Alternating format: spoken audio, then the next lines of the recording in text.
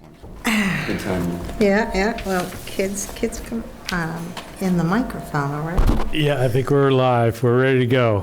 Sorry. All right, it's 7 o'clock, July 1st. Welcome to the Hamilton Board of Selectmen meeting. I'm going to call to order, and we'll do the Pledge of Allegiance, please. Goodness. Pledge of Allegiance to The flag of the United States of America and to the republic for which it stands, one nation, under God, indivisible, with liberty and justice for all. Great, thank you. They have a joint public hearing announcement that I think usually the clerk can read. If you want to, Right here. if you want ready to open, when you're ready to open the public hearing, sir. Sorry. I'll read it.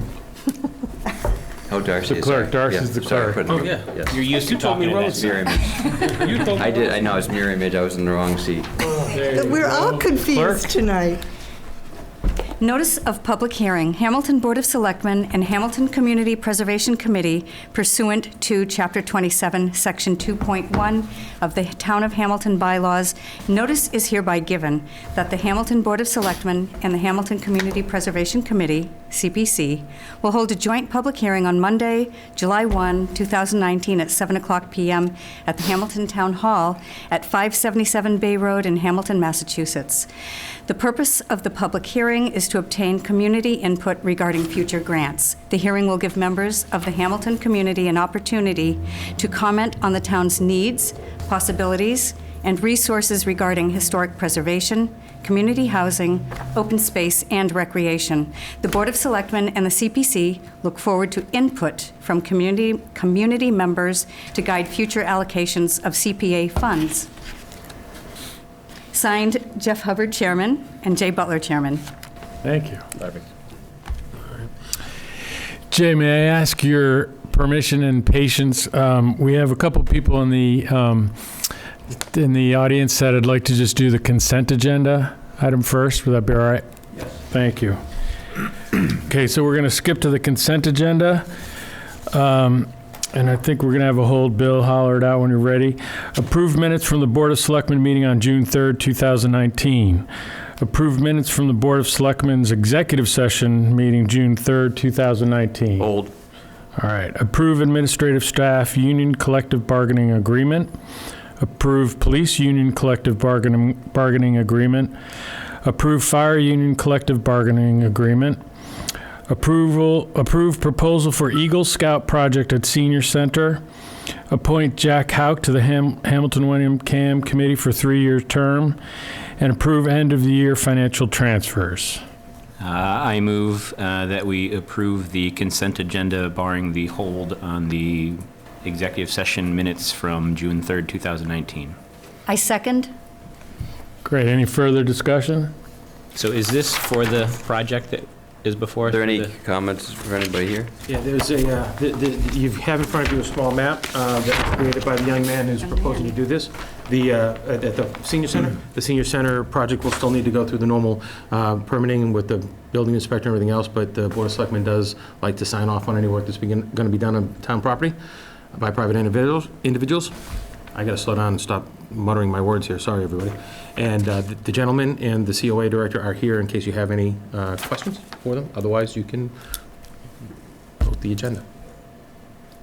I just have a question. So maybe Mary Beth could, I'm not a good sort of architectural person. Can you just tell me where the patio, perhaps the author could be here and tell me just where the patio will be located? I presume this is this sort of big feature? I'm Trent Blass. So Hi. Hello. The patio, it's going to be at the behind of it. So where in between where the police and the actual counseling on aging is, in that area. So if you come out the back door to the, from the Council on Aging, you will turn to the left and it will be back there? Do I understand that correctly? Yes. Okay, that sounds great. Okay, that's all I needed to know. Thank you. Thank you. Going to be pavers, Mary Beth? What's it going to be? What's the surface going to be? So the the main patio is going to be 15 feet by 13 feet. And there's also a little walkway that's slanted to help get down there. It's going to be 7 feet by 3 feet. What's the material of the patio? The patio is patio pavers. Great, Just interlocking, whatever, yeah. Yeah. nice. Okay, so it'll be nice and flat and no chance that there are uneven surfaces. You've looked at that carefully? Yeah. Okay. Trent, you're working with a local landscaper that can help you? Mr. Ranio. Great, Okay. that's good. And then he'll be able to help you with the professional aspects of it. Do you need to fundraise to get this project done? Yes, I was thinking about using GoFundMe website to raise the money. Also, Mr. Ranio said he can give us some deals that will help with pricing. Excellent. When you're ready to announce your GoFundMe page, let the town manager's office know, and we'll put it on the town website and then put it out through social media for you. Okay. What do you anticipate the cost will be for this? So it's around $2,500 to $3,000. I'll make a donation. And that's without taking into account what Mr. Ranio could offer us. Beautiful. Good job. Thank you. And I know you've got a little bit of a time constraint you're working with, right? And have you talked to Patrick Reffett with the planning board to get scheduled before them to do the next step to get it approved? I think it just needs to go to Brian Leith and the... Oh, just to Brian, okay. I think it just needs to go. I don't think it needs to go before the planning board. Right, just because it's just a patio. This won't have a cover or a roof over it, it's just an open-air patio? As of right now, but we're thinking if we do end up raising more money, we might get an awning or something to put. Be nice. Yeah. And I'd assume since Great our program. Council on Aging director is here that she approves of all this. Vigorous 2 thumbs up. Yes. That's great. So we'll just remind everybody at home to give generously to Trent and his effort. We appreciate the help. Yeah, definitely let us know when you get to the fundraising step and we'll announce it. All right, great. Any other discussion? Thank you, sir. Yes, thank you very much. Great project. All those in favor? Aye. Aye. Okay, great, unanimous. Thank you very much. Thanks for coming tonight. I'd like to thank the board tonight for moving the consent agenda forward so that we could just take care of this quickly. This is Sure. a project that we've been working on for almost 2 years now, Trent, close to it. So Wow. it's nice that we're finally seeing this come to fruition, so thank you. Good, Great. good, great. Thanks very Thank much. you, Mary Beth. Trent. Appreciate your help. All right, we'll go back to your... Yes, back to the public hearing. Jay, thank you for your patience. How cute.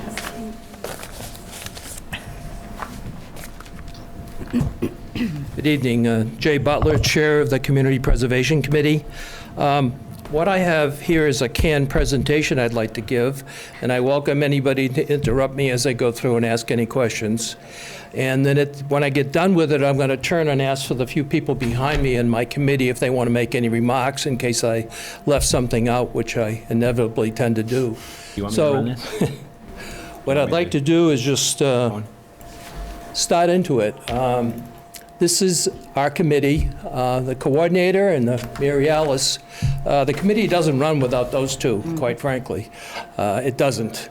We have 9 members, and the way it's set up is myself as chair, Robert Preston sitting behind me as vice chair, and then we have at-large members, of which myself and Robert, Ed Howard, Neil Duggan, Catherine Middlebusher, and then Chris Curry represents the Concom, Jen L.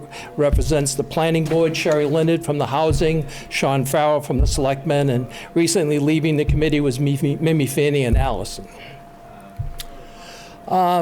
Some stats. 175 of the 351 communities in Mass participate. In last November, when we got our state match, it was 19%.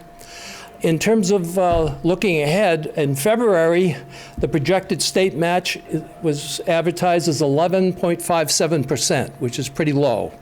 But I will tell you that in February 2018, it was 13. And what happens the last several years is when there's money left over in the state budget, there's a fight among reps and senators to put some of the surplus towards CPA, and that's what's happened.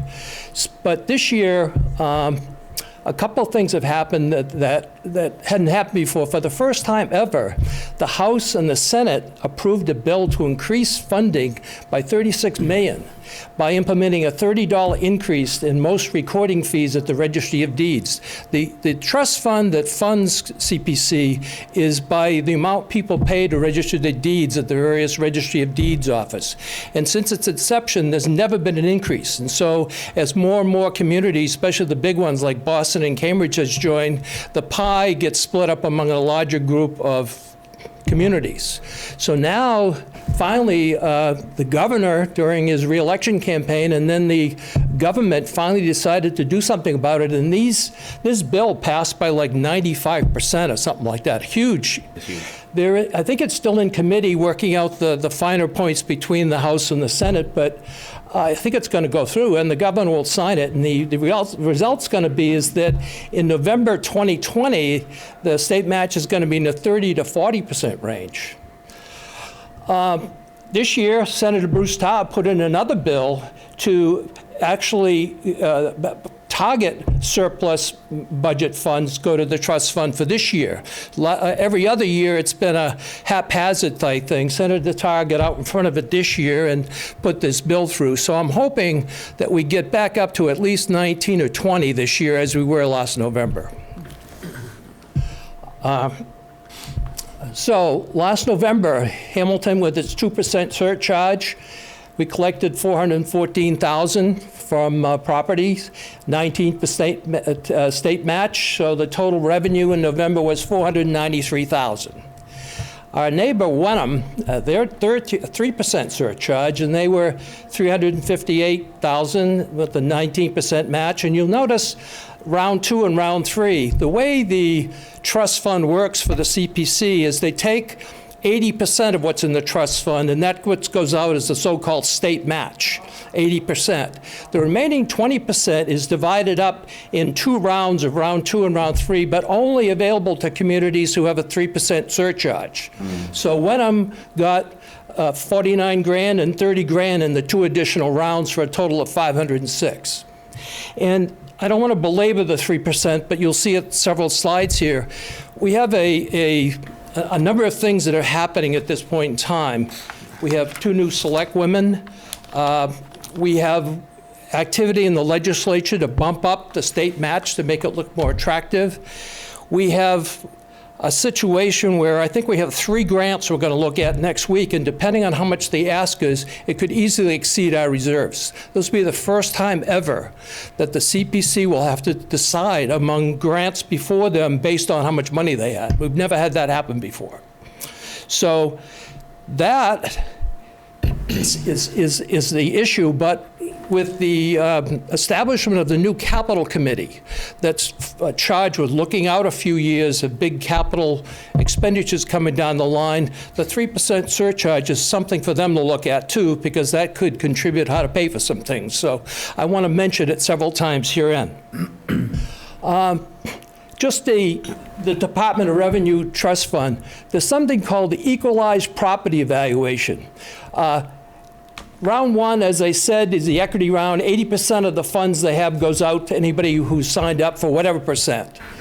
The DOR, Department of Revenue, looks at population and property taxes and comes up with something called the EPV, Equalized Property Evaluation, and they divide up the entire 351 communities into 10 deciles. And so communities with the lowest EPV are placed in the top deciles. They get more money, and the ones at the bottom get less. we're in the 7th decile, Hamilton, and, you know, over the years going to town meeting, and I see us compared with many other cities and towns when we're talking about cost per pupil in the schools. I've never seen us compared to many of these towns, but the Department of Revenue thinks we're in the same situation in terms of affluence, which is pretty interesting. By the way, we will post this on our webpage hopefully But tomorrow. out of 10, 0, which is the One highest? is get the most money. The number one decile of the towns. Gets the that- least. Huh? And 10 And 10 gets the and we're least. 7. And we're But 7. when was in 4th? 4th, yeah. I tried to figure this out. I went through the Community Preservation Coalition, and I checked out and ran through all 6 references they gave me, and I couldn't figure it out, so I called them, emailed them, and they sent me to the Department of Revenue. So I corresponded with them a couple of times, and I got explanations with words this long. So I went back to the Community Preservation Coalition office and said, help, and they said, welcome to my world. So I gave it up. So if somebody wanted something to do for the rest of the summer, you could delve into why this is. I have no clue. That's a big difference between 4 and 7 for Wenham and us, and we're Yeah. Well, interesting. Those in If the- we had a 3% surcharge, this is what would have happened. Turns out that we would get 621 grand, and we would have got an extra, I don't know, 57 grand from the round 2 and round 3 distributions. But overall, it was a $304,000 increase if we were at 3%. So that's a big number, and it's going to get bigger as the state match goes up. So it's something that bears looking into. This is a chart I put together of property valuations in the first column, annual property taxes. Slide got kind of corrupted here. The property taxes associated with that valuation, the annual 2% surcharge, what the 3% surcharge would be, and finally what the annual increase should be. So you look at, say, a $500,000 house, you're paying $132 now with 2%, you'd pay $198 at 3%, or $66 more. If you had a $1 million house, the difference is $149. And these are annual numbers that are billed quarterly on your property taxes. They came out today, or yesterday. So this is the downside. This is the extra tax, if you will, if you go this way. And by the way, the first $100,000 valuation on the property is exempt. So you subtract out 100 grand before you do the calculation. There is a break for low-income, non-seniors, and property owned by seniors so that you can get a break, and these exemptions are full exemptions. If you meet the criteria here, you don't pay anything. You're exempt from the CPC. The application form is processed through the Assessor's Department, and the Council on Aging is very helpful to seniors in helping them fill out the form. Some of them are convoluted. This is a chart I put together for all the communities in northeast part of Massachusetts, just to show their involvement. You can see Amesbury at the top, put them in alphabetical order, but this is pretty much the northeast corner of Mass. And you show Hamilton there at 2% surcharge. You'll see Rowley at 3%, Rockport at 3%, Wenham at 3%. And then I show their tax rate. The highest tax rate on there is Amesbury at 1837. And then just to show it in position on the left column, the lowest tax rate in our state is Chilmark at $2.88. And the highest is Long Meadow at $24.09. Hamilton is at number 208 out of 351. So this is just a sort of a gut check to give you an idea, okay, what is everybody else doing around us? You'll see that, Amesbury, Andover, Danvers, Ipswich, Lynnfield, Lynn, Marblehead, none of them. No. Newbury, they don't embrace the CPC yet. Interesting. Good slide. Thanks. This is a slide that appears. We have a CPC plan on our website. It's 60-plus pages long. It has everything you'd ever want to know and then some about us. It has the statute, the bylaw, applications, how to evaluate. It lists every grant we've ever given since day one, and it shows these charts that Dora Fox updates for us every year. And it just shows over the years of how much the local surcharge versus state match. And unfortunately, recently, the local surcharge is carrying the bulk of the weight for supporting this program. Hopefully, we turn that back because, as you'll see in a minute, the state match at one point was pretty high. The first year when you join, as we did in 2006, you don't get it, but starting the second year is near 100%. But as you see through the years, the state match has dribbled downward, and that's why the bill in the legislature is to bump that back up again, to try to move the state match portion of it back up again. In terms of where we are with our balances of reserves, we're showing an estimated 729 grand, but before you get excited, that FY 2020 funds includes the collections that are going on as we speak and an expected state match in November. So right now, the amount of money as we stand here today at the visible fiscal years, I don't know, we're still trying to figure it out with Marissa and company, but it's around 300 grand, something like that. So right today, we only have 300 grand total. We're going to pick up another 450 from surcharge collections, and then whatever the, at 10%, that's another 40 grand. So we'll have maybe 729 grand available for grants this fall town meeting. But as we start to look at these grants, which will come in next week, as we approve grants that exceed 300 grand, we're actually spending money we don't have. We'll have it by November, and it'll be just timed perfectly for when the grant letters go out when we get the money. So this shows you that we're coming closer to a situation where we're going to have to look at dollars on grants. We can bond. We have one bond running for Sagamore Hill, or the John J. Donovan Recreation Center. Last year was 112 grand. It decreases until the bond is retired in 2032. In terms of how much money we have available for new bonds, it's around 300 grand. The deal is, if you're going to bond a larger project, something that's, over a few hundred grand, you can only use money from the local collection. You can't use the state match money. So you are somewhat restricted, and there's some other rules about you have to put money in reserves, et cetera, et cetera. So it's not always a slam dunk that you have the money available. But just as a rule of thumb, Phil Stearns from the FinCom worked with Marissa and came up with this bond calculation tool using 5% as on a 30-year municipal bond as ronefully what it would cost. And so a $2 million 5% 30-year bond is about 167 grand a year, and a $3 million bond is about 250 grand a year. So that tells you where we are in case we're looking at huge projects. This is just showing where all the money goes in terms of the various plots, if you will. And you'll notice that open space and rec is the dominant one, partly because it's Sagamore Hill. And we'll be putting this in our CPC plan next month. I made this chart up. I was trying to figure out, it doesn't like my Apple computer, I guess. Apparently. Sorry, I'm blocking. You can't read it. What it lists locations in town where we have put money in. The top one is Sagamore Hill, and the second one is the Patton. And the idea here is... The pool, rather, yeah. We were trying to identify places where we needed signage to make sure the community was aware of what funded some of these things. So we started going down the list. We bought some plaques. We have some temporary signs. And the idea was to look through here of where we wanted to put some of this.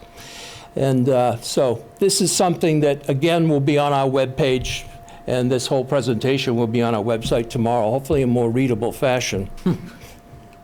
Hey, Jay, can I interrupt for just 1 second? Yes. What would be great in this this list you have here too, I know you have it, but whether you can find it, is the dates of those grants would be great as well. I know it's all on the website, but in this chart, it would be kind of nice to know when we granted those grants. for these locations, we can do that. But I will tell you that there are multiple grants on some of these locations. Right, right, like you think the community house and the American Legion. There's 3 or 4 or 5, so it would be several grants. It can be done, yes, we can do that. So the only one that's not fully funded yet is the top one? That's still the bond, everything else Yeah. has been Yeah, we got the paid in bond. full? And the Donovan Field rolls off this coming year, right? We're done. We're done with it now? We're done. Then I said, you know what? Why don't we look at the organizations that have been getting all the money? You know, that was just to look for signage, and this is to look at, okay, who's been getting all the money? And you'll notice the rec department has the bulk of it. Essex County Greenbelt is number 2 due to the Sagamore. The far right column shows the number of grants. So these organizations have got multiple grants over the year, some of them quite a bit. And so as now we get into the situation with diddling funds, we're going to look at some of these and say, you know, we need to fund somebody else, perhaps. I see Joe looking and nodding. That indicates nothing, I'm just. We gave the Boy Scout Troop 3,500 at one point. And then these next 3 slides, I don't mean to go through these. There's 3 slides here. And what I did is I took the number of grants for each one of those organizations and broke them out. And I'm going to show you, I could show you each one of the grants. You know, some of them have, 5 or 6 grants against them. So, and that totals up to the total.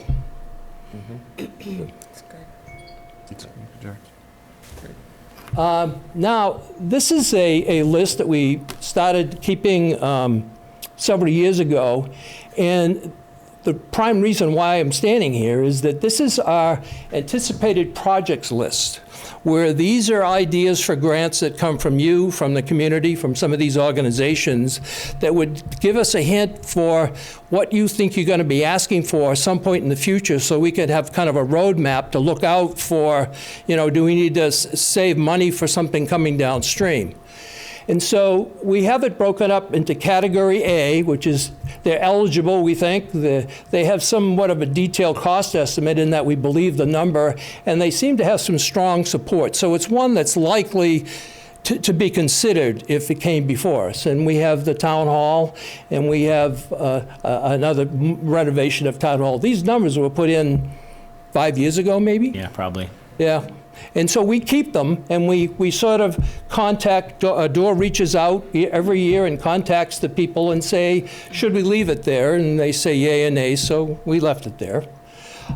Again, category B, there's some question on eligibility. We haven't really thought it out. There's a cost guesstimate, and the project needs a little more definition. So we have the turf at the high school, we have a small playground at Fairhaven, and we have some Donovan Field grading and drainage projects that have been vetted via Sean Timmons that we left on here. Again, with Project B, we have tennis courts, we have some new community housing, and roof gutter downspouts for the American Legion. And then category C, there's no definition, costs are unclear, and there's some question about if there's much support for it, but we keep it on here. A feasible study for Chabaco Lake Beach, a sledding slope at Donovan Hill, Railroad Avenue apartment windows, and the Patton Park Horseshoe Pit. These are ones that have come before us, and we duly record them, and those who have asked to put them on there, we keep them on here. The first couple are just studies, if you will, but they don't have any support by those in authority to ask for the money. So we keep it on here as a measure just to keep in touch, if you will. So what we're looking for tonight and or tomorrow or next week is ideas for grants that we ought to be putting on this list so we know about it. Right now, we meet next week on the 11th, And we expect a grant from the Town Hall Building Committee. I don't know how much. The Affordable Housing Trust has a grant heading towards us, and there's another one for restoration of Cutler Park across the street, but I haven't seen any of them. So we don't know what they are, but in my mind, I could probably add up the numbers on the high side and exceed our reserves pretty quickly, so it'll be an interesting discussion. The way we work is the first meeting next week is eligibility. We determine the eligibility of the project, eyeball it, if you will, and at that point, if the projects dwarf our expenses, our reserves, we'll have to say something to the applicant. So the next month when they come back, then we'll vote on the funding, the actual funding. And once we vote on it, it does go to town meeting. It is reviewed by the FinCom and the Selectmen, but it's only reviewed, and that's where the FinCom and the Selectmen take a vote as to whether it's supported or not. But nevertheless, once it's approved by the committee, it goes to the floor at town meeting. Again, the recently formed Capital Committee probably needs to take a look at the potential CPC surcharge increase as a way of dealing with things coming down the line. The committee over the years have voted to have an initiative to try to do that, but we backed away from it several times. And a year or two ago, I think we agreed, let's let things come to a head, and we're almost there. So I think with the Capital Committee, it merges nicely with what they're charged to do. Important dates, these are our dates. The deadline for our grants is July 3rd, this week. We meet next week on the 11th. We meet at the 8th of August to finalize the funding, and then we go to what we think is town meeting. For the spring, typical dates for the spring in terms of eligibility. The deal is that whatever money we have, by the time the fall town meeting convenes, that'll be it for both the fall town meeting and the spring town meeting. So. And finally, can we have your ideas for grants? And I show my email and Doors. And what I'd like to do is turn to my Janelle or Robert or Ed, if you want to make any comments about or add anything. Yeah,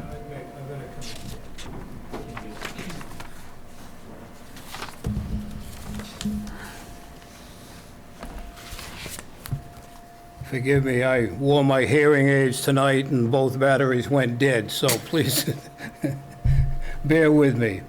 A couple of things. The discussion of being at 2% and increasing it to 3%, my original position was, being a fiscal conservative, that I would want to drop it from 2% down to 1% or something on that line.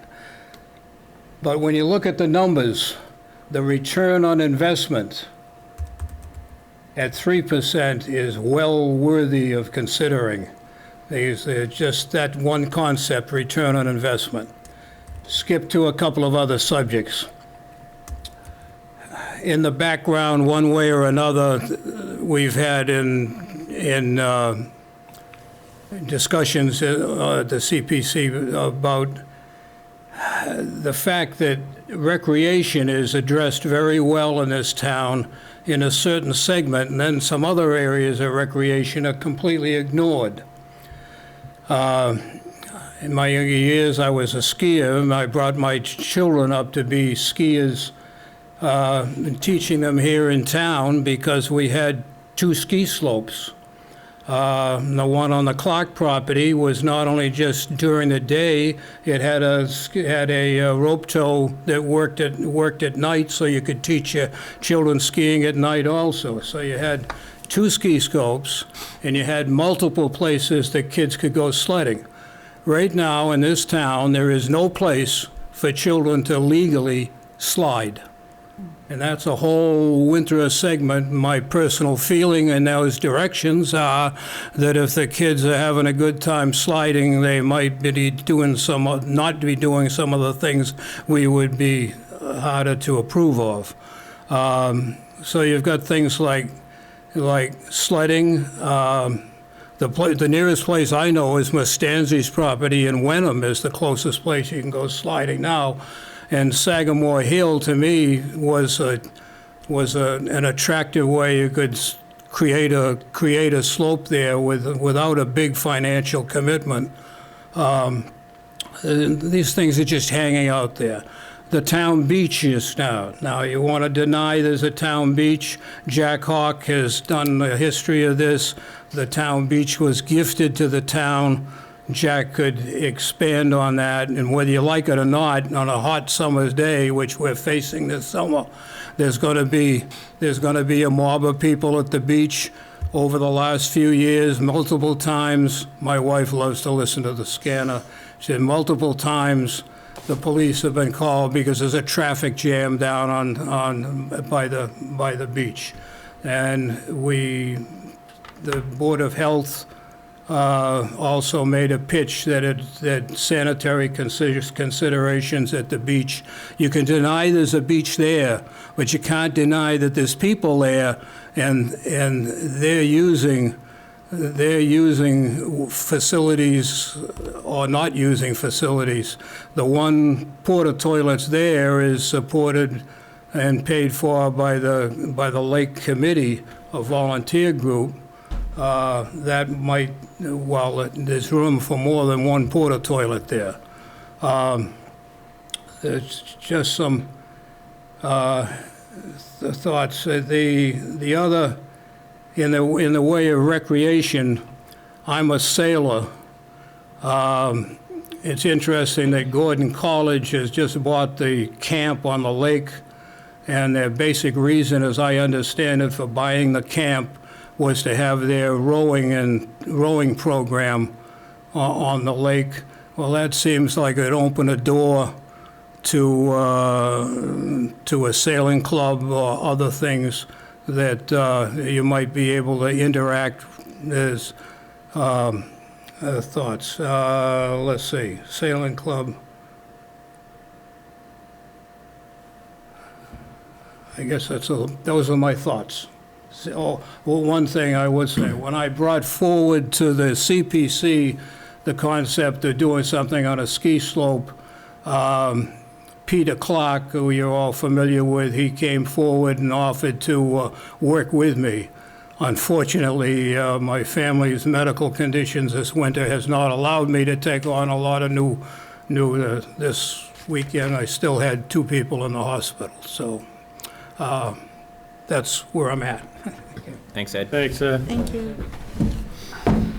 Where we are, we're looking for your ideas so we can have a roadmap as we look forward, and whether you give me to me now or send me an email or Dora an email, we'd much appreciate it. Does anyone else have any questions? I had a question. So the 2 versus 3%. So I mean, I think I agree with them. It should be to do a study. My comments sort of revolve around the town hall committee because I'm on it, and so I think that'd be the biggest, ask of funds in the next few years. But the question: do a study, say that we're going to borrow money through the town or borrow money through CPC. You get more, I guess, bang for your buck if you do it through CPC. But interesting to do that study side by side, like he says. If you're 1% on CPC versus 1% of your taxes, you get that extra bonus from the state. Is there anything in the current plans for the town hall committee that will not be allowed to be funded through CPC funds right now? Is there anything that you see in the plans that could not be funded? Yes. A lot of stuff, or is it I don't know. When we've had a speaker, the CPC had a speaker in last month, the executive director of the Community Preservation Coalition in Boston, to which we belong, and he gave a presentation on historic preservation and aimed particularly at our town hall. And he more or less said that in this stage to date, and even going into the town meeting, he didn't see any reason why CPC couldn't fund anything. But when you come to some of the things like furniture, employee relocation, if there are things that are truly not historic and are not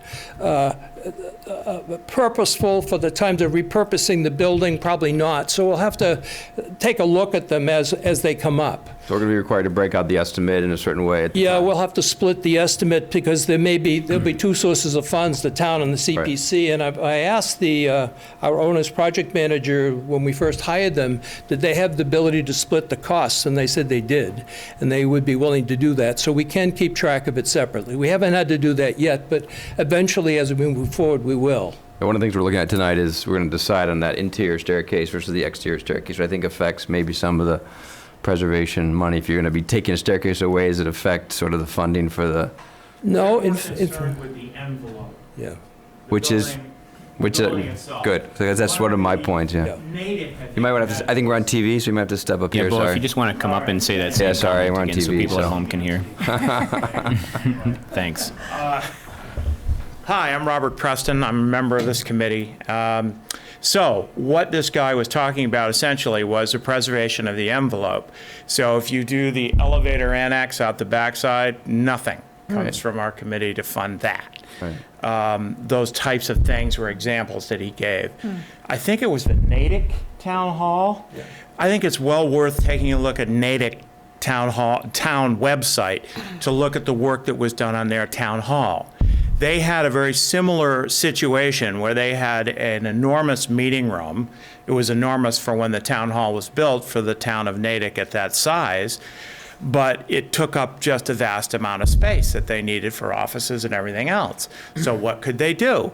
Well, it was determined that the architects and the project managers came in and they basically directed that that space was eliminated as a huge meeting room. They divided it into offices. They preserved the outside of the envelope. They kept the windows looking the same as ever they had. But on the inside, they had a couple of small meeting rooms.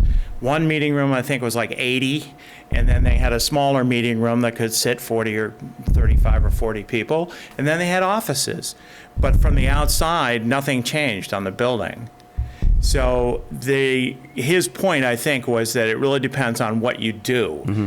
If you physically alter the envelope, then what you add and what you subtract come out of a budget that isn't ours. Okay, makes sense. So, at any rate, I just Yep, threw thank that you. out there. Yep. I had one more question for you on the, Well, just to sorry. elaborate a little bit, the addition can be covered by CPC money. The option B, which has the little addition out the back, because we're saving the staircase and we're building the addition strictly for an elevator and stairs, he said that can be completely funded, that extra piece can be funded by CPC. Preserving, Yeah, right. we're preserving the You're making a stairs. trade-off, right. Yeah. Last question, was there any towns or communities in Massachusetts that sort of vote year by year on what the 1%, 1 year, 2%, or is it sort of, once they vote, it stays that way for years and years? I think there is some that vote it up or down, but it's rare, and no one has ever voted it out, according to the coalition office. Nobody has ever voted it out. Jay, It was- what's the process for doing that, voting it up It'd have to to be 3%? Would a it? citizens petition, Citizens petition, and you'd have to go to the polls. Yeah, ballot It would be a ballot question. Thank because it you. was originally a citizens petition. Yeah, Thank you. we'd go to the polls. Sir, I have a question. Your committee- Duke, we're on TV, sorry. Simple majority? Sir, Duke, come on up. Duke, sorry, we're on, we're on TV. yeah, let people at home hear your question. Just a question. Duke Seaver, Essex Street. On the committee vote, is it a simple majority that passes it, or is it two-thirds? Simple. Simple How simple? majority. Simple majority, which is a little scary, which says that if you have a 9-person committee and 5 show up, 3 people can pass it. Right. But this is the way it's set up. We've never done that, but usually what happens is if we're coming up on voting for a very important grant, Dora's on the phone or in his email rustling up attendees to make sure we have the vast majority. We always miss 1 or 2, but we try not to do something like that. That even though it's legal, I wouldn't feel right doing Yeah. it. Another ballot, if it went to a ballot for 3%, does it need to be just a 51% on the ballot? I think so, yeah. Simple, Yeah, I think simple so. majority of the ballot. That's all I had. Great. Any other questions for Jay? Thank I you all. I have no question, but I thank just you. want to say, Jay, Yeah, great job on the presentation. I mean, I've been involved in CPC off and on over the years, and this, I think, is our most robust presentation we've had with the numbers and stuff like that. So really great job by everybody. I know I missed the last meeting, I apologize, but really great job by the whole Thank you. committee. And I don't have a question, but just a comment. I just let you know that I did check with Tim Olson. The Town Hall Building Committee will have an application that actually it's completed. It's being reviewed by Patrick Reffett now and be submitted to DOR before Wednesday. So Okay. you will be getting a request Great. for the special town. Okay, great. Thank you. Thank you. All right, thank you, Jay, Do we have very to, much. Do you have to adjourn the, So this will close. Vote to close the. Close the public I think hearing. both committees should vote to close the joint meeting. So I will accept a motion to close the joint hearing with the Community Preservation Committee. So moved. Any other discussion? All those in favor? Aye. Aye. Thank you, everybody, you. for coming tonight. Appreciate it.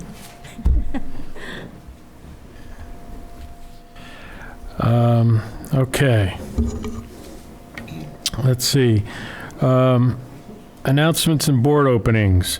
For board and committee openings, we have one, and that's the Board of Health. We have one opening there. This is our time for our 3-minute public comment, if anybody has anything they'd like to say. All right. And then this is the time for Selectmen Town Manager reports. Sean, you want to start it off? I don't have too much since Aaron? my main kind of involvement committee just went. With Jay did a great job. The rec board would like to announce that July 4th, the pool will be open this year. So if you are in town, come and cool off at the pool. Great. Excellent. Thank you.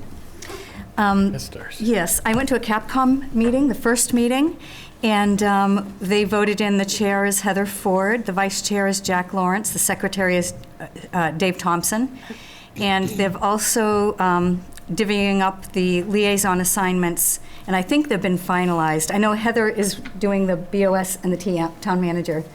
So that was very interesting. Liaison. And they're very, really super scary smart. A really, really fun group, too. Good. Attended an OML seminar at the library held, excuse me, by Diane Bucco, the Wenham town clerk, and Jackie Bresnahan. That was very interesting, and I'm still shaking over that. No, I'm kidding. It's you got to really know what you're doing, you know, and Yeah. so I encourage everyone to brush up on that stuff. The Town Hall Building Committee, I went to their last meeting. They went through option B with all the interior changes to reflect the employees' wishes and suggestions. And they also showed 3 details of the elevator shaft exterior. And I just want to point out that the FinCom has endorsed option B. And one of the reasons, well, the main reason is because it will look so much better with our intact staircase, but also because it's only 4 cents on the dollar for taxation if you go with option B. And every year after that, a penny comes off. So the cost of preserving and maintaining that vital staircase is really not that much. And after 4 years, it's as if, you know, it's all paid for, really, the staircase, I mean. So I just wanted to let people know the FinCom has endorsed option B. Let's see, attended a retirement party for 3 people the other day. That was fun. Met with Joe and Phil as liaison to the FinCom, and they would like to vet the formal agreement with the new town council and would like to review every so many months before the full agreement terms are written in stone. And I think that's about it. Great. Thank you, Darcy. How about you, Bill? Did you have anything? I as well was at the Town Hall Building Committee. So I think the only other thing that says they're going to do a walk around with some of the historic groups and just make sure what the other things they need to improve on, sort of that second things to walk around the outside, what they want to sort of maintain. I talked about this room, for example, like is the wainscot in this room historic or not? Do they need to maintain? So they want to sort of walk to that level of detail next and kind of see what each piece of trim needs to be maintained, kept, or can be removed without sort of negative impact. So, but I think tonight we're going to vote on obviously our straw vote on A versus B. So we'll get to that. Great. All right. Thank you. How about you, Rosie? Yes. Went to the Affordable Housing Trust meeting, and Habitat for Humanity made a presentation for 7 to 9 units. And is it 462 Asbury? It's part of the same property. 434 and 436. And 7 to 9 units, they would be asking for about $640,000, and the AMI would be 40 to 60%. That was a very interesting presentation. I look forward to seeing where that goes. They need to make sure that there's no issue with the cell tower that's there, so they need to figure all that out. I don't know how close they are to that. You probably know more than I do, but that's part of the whole process. And then secondly, the senior swim started last Sunday, which was fun. Not a huge turnout, but there were some seniors there, so that was nice, and they were very appreciative. And we certainly want to encourage seniors to come on Sunday mornings and swim. It was quiet, no 8-year-olds doing cannonballs next to them, so that was really fun. Let's see. And what time is that, 10 to 11? 10 to 11, right. There's a little bit of a conflict with church time for some of the Sure, seniors, so sure. I don't know if there's a possibility of altering the time a little bit, but for now, let's, I think it was very nice Good of the try. rec committee to offer that time, and the lifeguards were super, so it was a nice opportunity. And I just wanted to add that I also went to the open meeting law presentation at the library, and it was very interesting that Diane Bucco and Jackie Bresnahan did a great job presenting the ins and outs of adherence to the open meeting law. That's it for me. Great. All right. Thank you. Mine is very brief. I wasn't able to attend the Town Hall Building Committee meeting because I was at Cheryl's retirement party at the Patton Homestead, which was really nice. It was, I think, gee, were all the employees there at Town Hall? A lot of them. I Pretty mean, not much. everybody was able to make it, obviously, but it was a good. Yeah, turnout. very nice turnout. Yeah. 30 people there. So. Yeah, it was very nice. And it's Cheryl's son and his family and her husband joined them as well. So it was nice. We had a little bit of family, a little former employees and current employees out there to say goodbye to Cheryl. So. Yep. Mimi did a really nice poem that she read to her. So yeah, it was a nice. With her famous poems, right? Yeah, exactly. And how about you, Joe?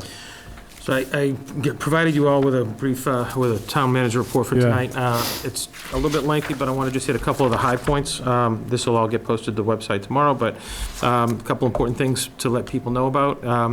Peggy McLaughlin was offered and has accepted the position to be the new treasurer collector, and she started in her role today. She'll be meeting with Marissa and I to figure out how to finish filling out the staffing in that office.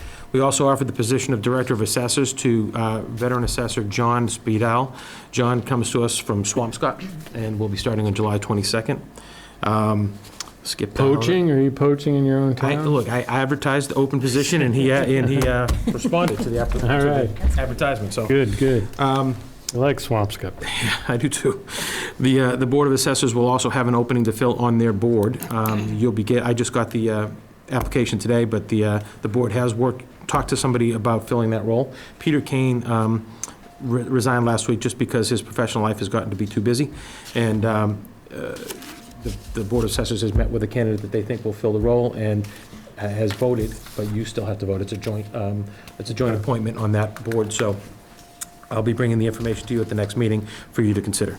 I wanted to let people know that on this Friday, July 5th, Town Hall will be closed to the public. There are some staff that will be working that day, but because we've had a number of requests for vacation time and we still have some vacancies, there would be precious few people in the building, so we felt it was better from a security standpoint to close the building.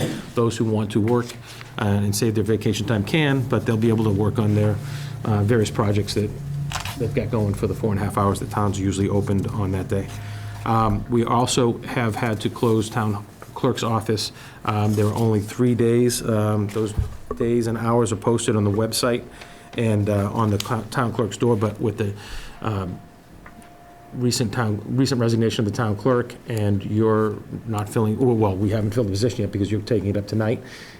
If the interim candidate is appointed tonight, she'll be able to start June 15th. Jeff, you can talk. You met with Sharon last week, and we have identified somebody to fill in as the administrative assistant position in that office as well, but she'll be starting June 15th as well. So until then, we'll only be open to the public for about 3 days. Without having a town clerk, we can't do any of those, vital records, registering people. We don't have a town clerk to do those things. So it's not a lot that office could do without a town clerk in there anyway. So Okay. just trying to let everybody know, don't come in looking for things because there's not really anybody there right now.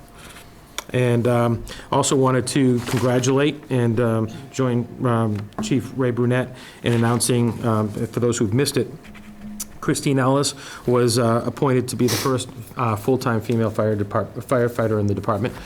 She'll be filling the vacancy that was created when Ray was promoted to chief.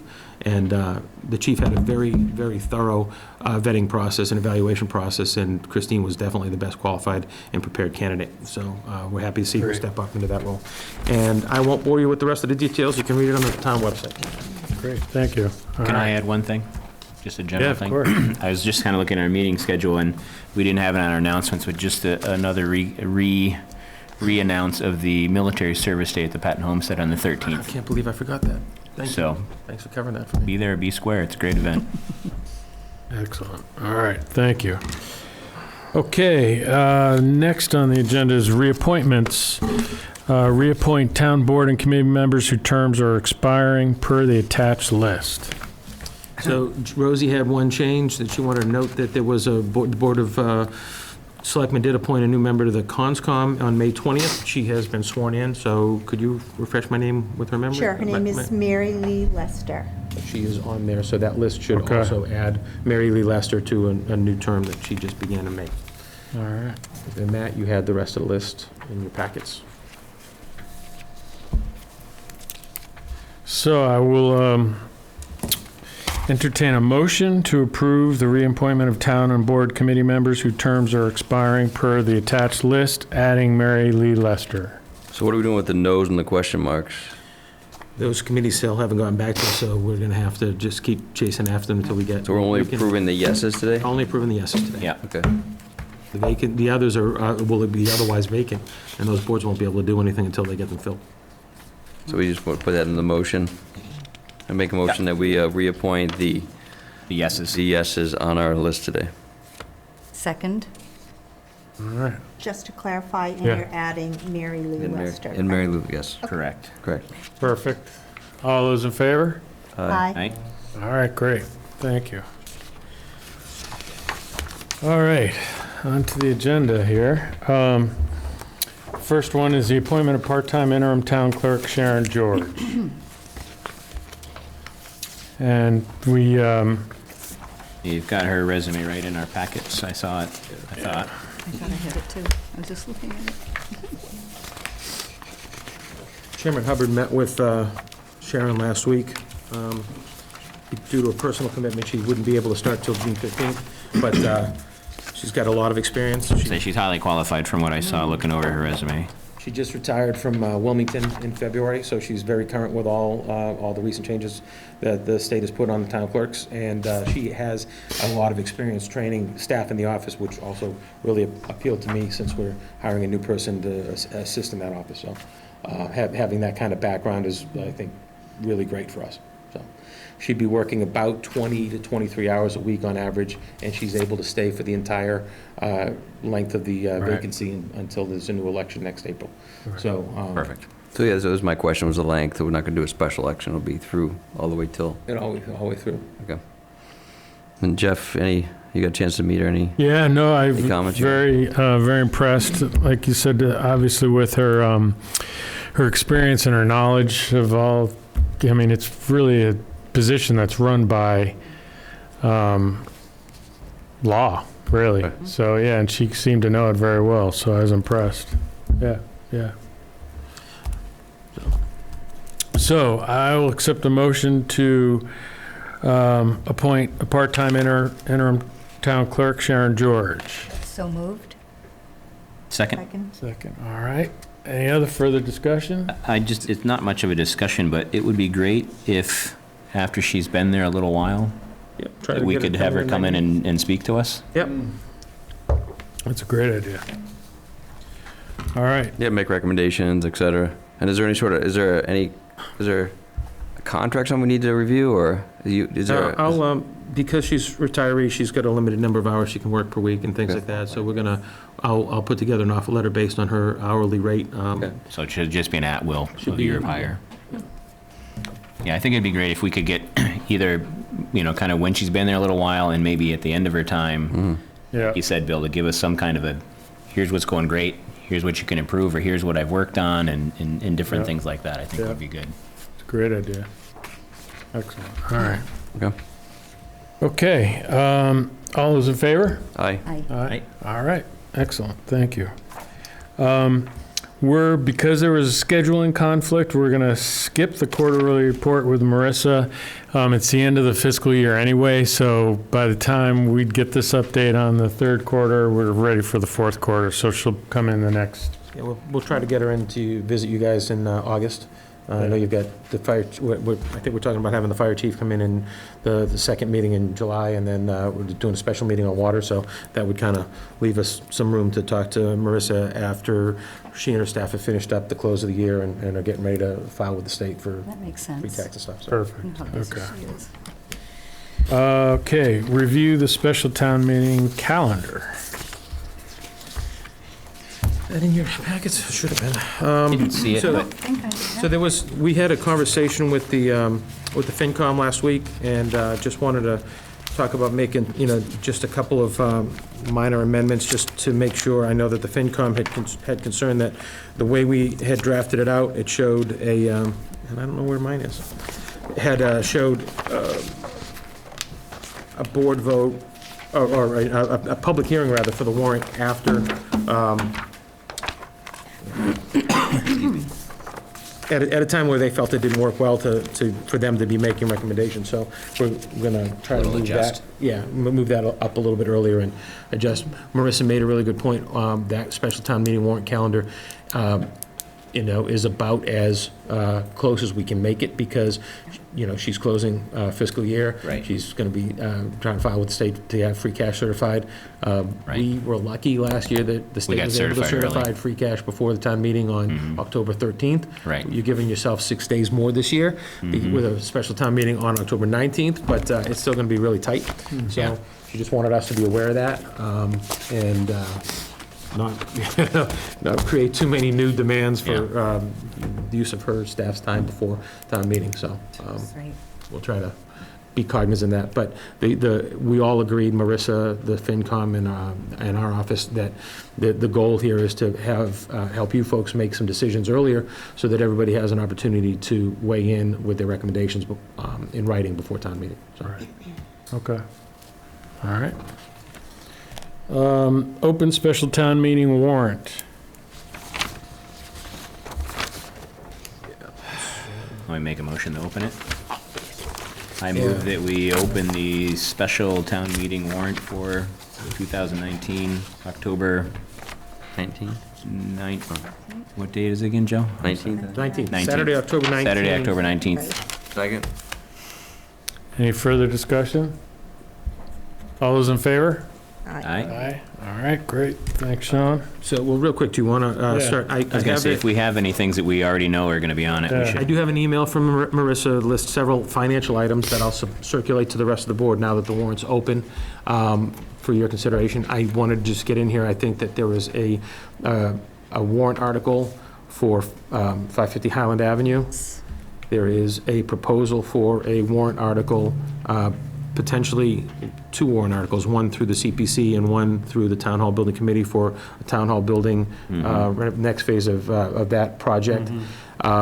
There was a warrant article potentially from Selectwoman Kennedy regarding is that for special or for next annual on the? I'd like to get it done for special regarding the updating of the. Updating, well, creating a new, because the town's already eliminated the earlier one you had, Well, right? The it would be- wetlands, the enhanced wetlands protection.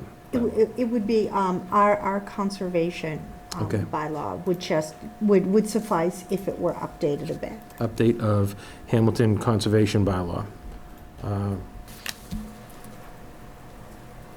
And is that, are you going to be asking the board to sponsor that?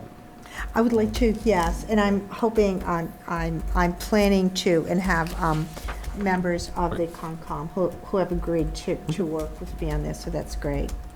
And I'll write down any other items here so that I just make sure that we start to flesh it out before we, So we've got kind of, council to help us actually build the warrant. I was, I missed last week's meeting. I don't know what the decision was on putting the clerk decision up to a public vote to have the community decide what It we're was going to voted do. down 3-1. So it won't be. Thought so. Yeah. I thought it was all right. Okay, interesting. I thought we were gonna let the town people speak, but I guess not. Okay. They can if they want to do a petition. Yeah, sure, sure. So are there any other, I mean, obviously, you don't have to give me all your list tonight, but I'm just trying to put together as complete a list as possible to get ready for warrant formation here. This is more of a question. I know this is sort of the drum that I keep beating. The resiliency, Yes. oh gosh, that MPV. MVP, yep. Grant that we just got, that's just to see what we need. There's no actual allocation for anything. You won't need in you won't need anything from town funds at this point. It's a grant that will pay for the creation of an MVP plan for the town through a community resilience building workshop that the grant pays for. Exactly. After that, we'd be able to use that and other planning tools that we've already worked on to apply to the state for funding to do actual hard projects that are recommended as part of that plan. Right. There may be some need at that point in the future to ask for a town match, or, you know, if we ask for a certain amount of money from the implementation grants from the state and they are only able to pay part of it, we may have to ask town meeting for additional funds to finish that. But we aren't there yet. Right, understood. So then we come back to my issue with town trees. And I'm wondering, and I don't know how to do this, and so I'm asking, how would, if we agreed that it was an appropriate expenditure to find some money for trees in the downtown? I know that we had talked about a sort of a joint public-private venture where citizens who want trees could pay for a discounted price, and then the DPW very generously would plant the trees and maintain them, which I think is super. But on the other hand, if somebody wanted a tree in their yard and couldn't afford it, it would be nice to be able, because trees can be expensive. And so I'm just asking, could there be some sort of a financial ask at town meeting to put a little bit of a fund away to help townspeople purchase trees, should they so desire? I mean, just in this area, not out where there are a million trees, but. So when I had, so when we had initially discussed it, we were talking about public trees on public property. Correct, exactly. Generally, we don't use public funds to fund anything on private property. Okay, I'm sorry, I misspoke. I am talking about the right-of-way on either side of the street, which is town property. I apologize. Okay. I did mean somebody would like Go to to. someone's house. So the board is certainly free to sponsor an article to fund a tree program for public ways in town. That's exactly. And put that before the town meeting, and, just need to kind of set a dollar amount that you'd like the town meeting to consider, so that our finance department could determine what the financial impact of that would be. So it'd be a new appropriation. Yes, well, That's all. there are a lot of people who think it would be a nice use of money, maybe not everybody, but hopefully there Would will be CPC significant. funds be available for something like that? I think that would probably come under open space funding, and I think their open space funding is currently tapped out because they're paying Right. on the bonds and the parks. Okay, So they can't use that until they have some of those other bonded programs roll off. right. And this is not a huge amount of money, I don't think. I mean, and obviously, an amount to be decided at some point, and again, have as much public-private interaction as possible. So I would just like to propose that, and I don't know what people think about that. I know I think Beverly has a new program, and I know lots of towns are starting to do that, so maybe we could reach out and see how they're doing it. and Right. Maybe right. they can help guide. Yep. Well, I know that on Rantoul Street alone, I counted 125 trees, of new trees, on that one street. And you're right, I mean, that was not So- a cheap endeavor. Yeah, I'm wondering, though, my understanding of Beverly and the amount of growth that has been going on there, I'm wondering if those were tied to. It's all part of the development. Yeah, That was- builder tie-in. Those were Yeah. requirements paid to help. Well, that's something else we break up can the- consider the when we have hardscape. builders come, have them So. give us some trees for the downtown. Well, but in Generally, the, they Make do it a that when they're tie-in. when they're building something. but in the meantime, I'm wondering if people, if the board thought that was an okay, and I'm not talking about a ton of money, I don't know, maybe we could talk about a specific figure later, but, I mean, that's also, trees certainly add a lot of value to the space. They clean the air, they filter the water, they lower the surface temperature on impervious surfaces. And so I would Mr. very Corbin? much like to support that and hope that the board will as well. It's on my list. Thank you. Rosie, would it be replacing trees that we've taken down because they're aged or diseased mostly? Or would it Yes. be new trees? I mean, they're all going to be new trees that will be Right. planted, but is it, like, the tree in front of my house was a town tree, it got diseased and they took it down? Yes, You miss it. right, that would be a Yes and no. perfect example, and we wouldn't make you pay extra, Sean, because you're a selectman, but that's No, that's not the, no, we're not going to get in, I know you meant that as a joke, but we'll be clear with everybody at home, that was just. Don't write that down, Mary. Don't write that down. Totally in jest. But, right, that's exactly the scenario I'm talking about. I guess I like the idea, but the spending town, I have a little problem with that. I guess I would be more into what our board is supposed to be focused on is policy. So I would be much more in favor of a policy for if we remove a tree from somewhere, that we do our best to replace the tree where it was removed from, if it's viable. A lot of times, like the trees at the library, some of those were cut down because they were aged and stuff like that. And the issue with some of these trees are, a lot of them are these Norway maples and stuff like that, that they ruin the sidewalk and they They're encroach on invasive. different things. They're evasive. Well, that's the Norway So maple. we would need the, I think it would be better if we had some kind of a policy for tree replacement and the type of tree replacement that we're doing. Well, Because I certainly- wouldn't want to get into a situation again where we've got a tree that's too large for the spot that it's being planted in, and, we have some type of a replacement program, because I don't think we have anything right now So- for a Do we replacement program. Have an arborist? We used to have an arborist, but I think he passed away. It was Albie Dodge, I don't think so right now. a tree warden. It was a tree I think warden. that by statute right now, I think, The- or the by DPW is the DPW tree director is the tree warden. He holds the tree hearings when they need to be held, but he consults with our tree service, which at this When- point is Sequoia. When we We've used others in the past, but. When we built our house, the town gave every new house 2 trees. They planted them, and I mean, yeah, so I mean, they're still alive. It was 40 years ago. But I could argue, I would argue rather recommend maybe that we look at kind of fashioning some kind of a hybrid, because I think that a policy without funding probably wouldn't get very far. No, Right. I was just, So Yeah, I like, agree. so a policy from the Just Board of giving a little Selectmen, background. that could be partnered with a small ask at special town meeting to seed a fund that if it's getting used, then we try to reappropriate to it every year, and if it's not getting, on the years it doesn't get used, we just try to roll it.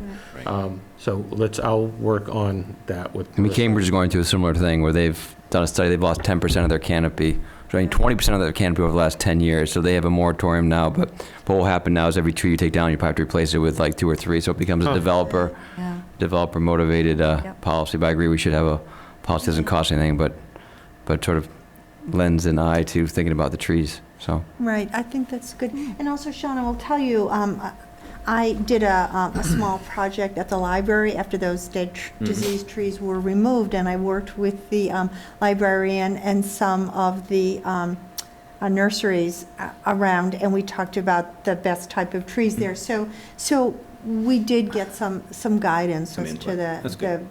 best type of trees to be planted there, so. And Tim Olson had also been already working on a request by Selectwoman to try to offer as she said, a public-private partnership where it'd be actually a tree sponsorship program. So we'd get a price from Adopt a highway, one of the adopt a tree nurseries. kind of a thing. People could volunteer to pay for the tree, and then the town would pick it up from the nursery and plant it in a predetermined location that made sense for that location. Yeah. So we haven't fully unveiled that program yet, but Tim has been working on it and does have some ideas of the types of trees we could offer and things. So we'll make sure we get back to you with an update on that Right. program as well. Thank you. Okay.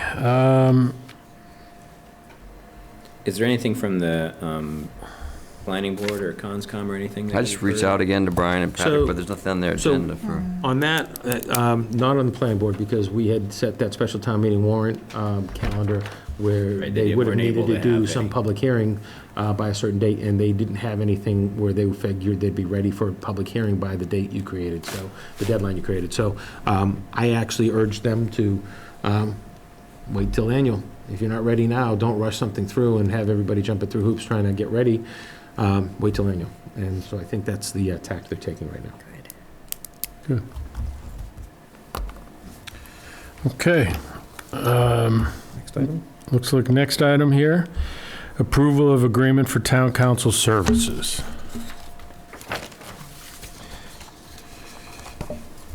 So, I think what we're looking for here is just a confirmatory vote from you all that allows me to work through an agreement with the folks from KP Law.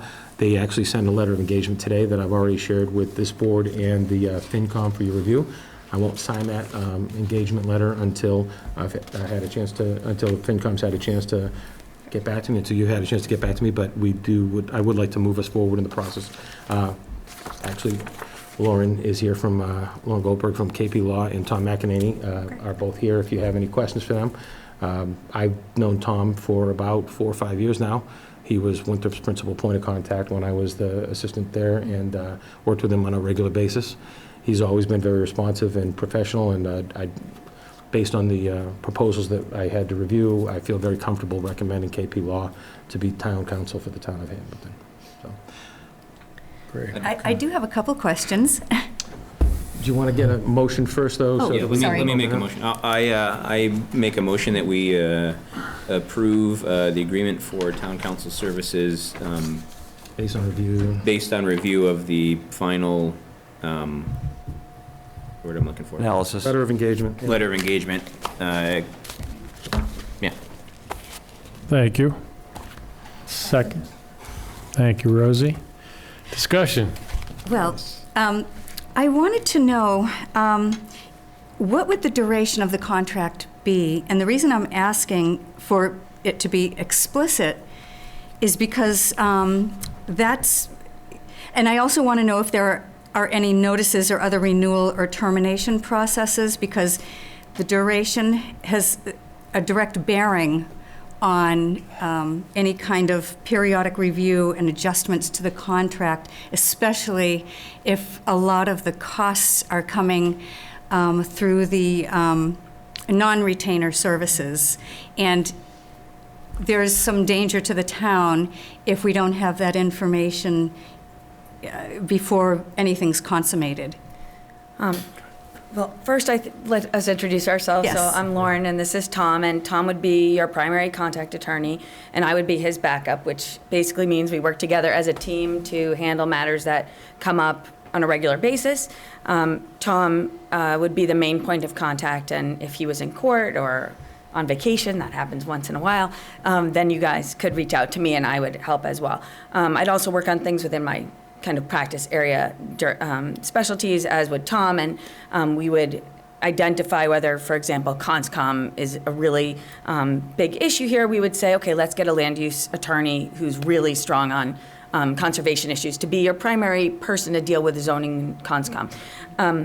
So that's how we put together a team, and also Tom is a neighbor, which is convenient in the event he needs to attend a meeting. The contract that we had, well, first we submitted a proposal for legal services, and that proposal said we're happy to do an hourly rate or to come up with a retainer.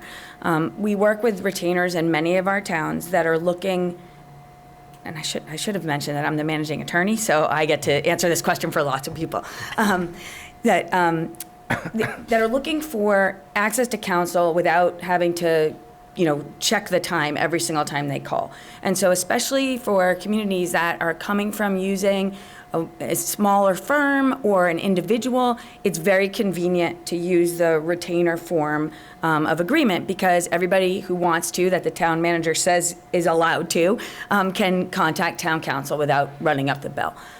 There are certain things outside the retainer, which are basically things that are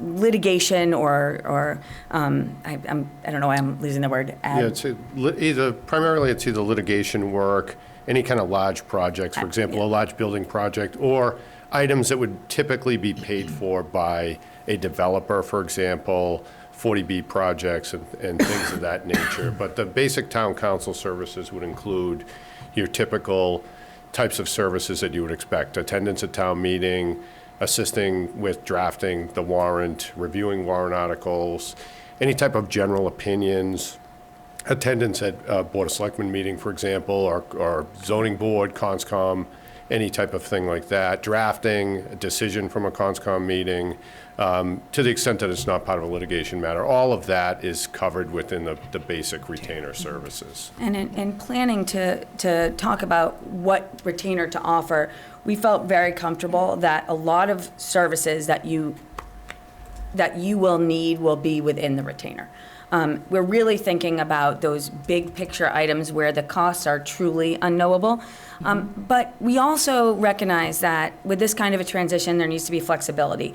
The idea of the retainer is to benefit you and to prevent us from, winding up in bankruptcy. So what we try to do is to see what's working. I mean, our goal in the communities where we have become town council is to be there for a while. We don't want to come in and charge a lot of money and run out the door. That's not useful to us in any way. And we make a big investment in each of the communities we represent, and we want to understand the community and everything about it. So what we had proposed in our letter of engagement was a 6-month review of the retainer. So we'll look at it in 6 months. If you guys are making out like bandits and we feel like we can handle that, great, we'll leave it as is. If not, if you guys feel like you're not getting the value, and we can tell because we can divide by the billable hour number and see, are we around the right place?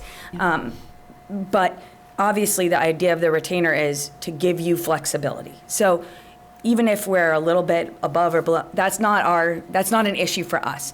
And we will, we'll meet and collectively discuss it.